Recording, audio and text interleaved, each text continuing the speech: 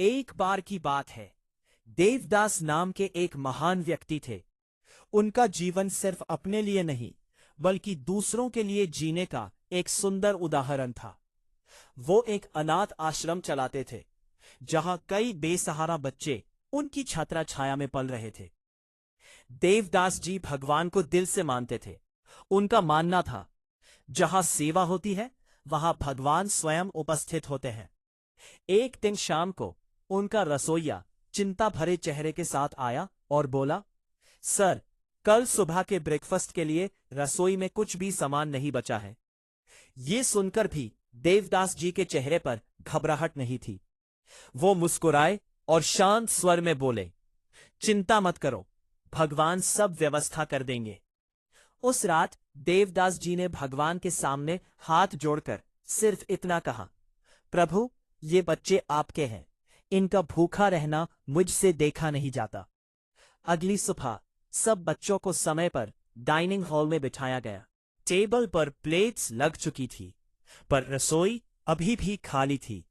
रसोइया परेशान था, पर देवदास जी का विश्वास अटल था। तभी अचानक दरवाजे पर खट खट की आवाज आई। दरवाजा खोला गया तो एक आदमी खड़ा था। उसने कहा, जी, मेरा मिल्क वैन यही पास में पंक्चर हो गया है। अगर आप बुरा ना माने तो ये दूध आप ले लीजिए, वरना ये खराब हो जाएगा। ये सुनकर देवदास जी की आंखों में आंसू आ गए।